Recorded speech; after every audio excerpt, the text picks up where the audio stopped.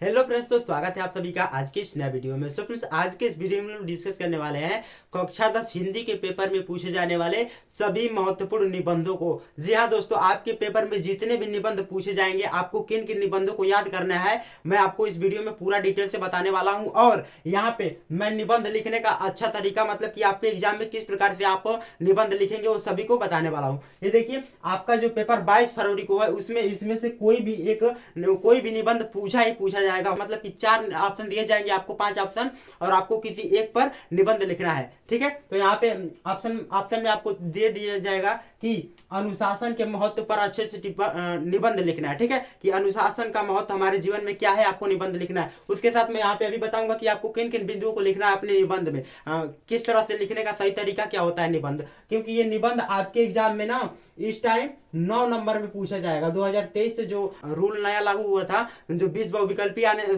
शुरू हो गए, और ये निबंध जो हुआ 9 नंबर का बन गया। ठीक है, तो 9 नंबर आपको मिलना है इस निबंध से। तो इसीलिए निबंध का एक रूल और रेगुलेशन तो होता है कि आपको किस प्रकार से रूल वाइज, क्या सीक्वेंस वाइज लिखना है निबंध, किस प्रकार से आपको हेडिंग डालनी है अपने कॉपी में। और देखिए, यहाँ पे दूसरा मोस्ट इंपॉर्टेंट निबंध है पर्यावरण प्रदूषण।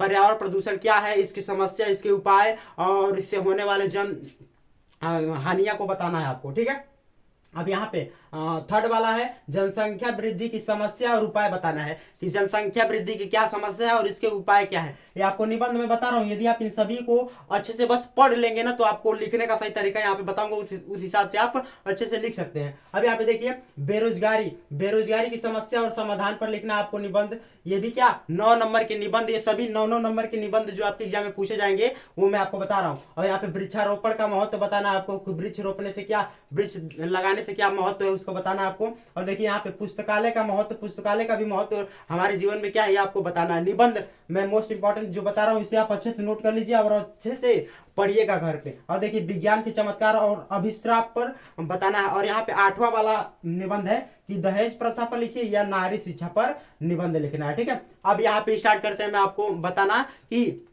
आपको अपने एग्जाम में किन किन बिंदुओं को लिखना है। जैसे मान लीजिए कि आपको लिखना है पर्यावरण प्रदूषण पे। किस पे? पर्यावरण प्रदूषण पे। तो निबंध लिखने से पहले सबसे पहले आपको एक रूपरेखा तैयार करनी पड़ेगी कि आपने किन किन हेडिंगों को अच्छे से लिखे। क्योंकि एग्जामिनर चेक करता है तो आपको पूरा निबंध पढ़ने नहीं जाता है। यदि आपकी राइटिंग सुंदर है और आपका हेडिंग डालने का तरीका अच्छा है, तो बस उसी पे वो नंबर दे देता है। जैसे यहाँ पे मैं आपको बता रहा हूँ कि आपके एग्जाम में सबसे पहले शुरू में जो निबंध लिखना स्टार्ट करेंगे तो उसमें लिखेंगे क्या। देखिए, सबसे पहले आप लिखेंगे रूपरेखा। रूप रेखा। ठीक है, ये सबसे पहली हेडिंग होगी। निबंध लिखना स्टार्ट करने से पहले लिख देंगे आप पर्यावरण प्रदूषण पर निबंध, और उसके बाद से लिखेंगे क्या, रूपरेखा। रूपरेखा में आपको लिखना है कि सबसे पहले लिखना आपको प्रस्तावना। प्रस्तावना, अब बहुत लोग तो जानते ही नहीं होंगे कि प्रस्तावना होती क्या है। देखिए, निबंध लिखने का सबसे मोस्ट इंपॉर्टेंट और अच्छा तरीका बता रहा हूं आपको। प्रस्तावना लिखना है, फिर एक हेडिंग और दूसरी हेडिंग यहीं पे लिखना है। हेडिंगों को सबसे पहले आपको यहाँ पे लिखना है 1 नंबर डाल के, और फिर दूसरा नंबर डाल पे प्रदूषण के प्रकार। जैसे प्रदूषण लिखना है ना, प्रदूषण के प्रकार। ठीक है, ये दूसरी हेडिंग होगी प्रदूषण के प्रकार। आपको सबसे पहले 4-5 हेडिंगों को एक सीक्वेंस में लिख लेना है शुरू में ही, निबंध लिखने से पहले। और तीसरी कि प्रदूषण से हानियां, प्रदूषण से हानियां, कि प्रदूषण से क्या क्या हानियां होती हैं वो आपको क्या लिखना। हेडिंग में आपको जैसे जैसे बता रहा हूं वैसे वैसे आप नोट करते जाइए कि किस प्रकार से आपको लिखना है। और चौथी हेडिंग है कि प्रदूषण को रोकने के उपाय। प्रदूषण रोकने के उपाय।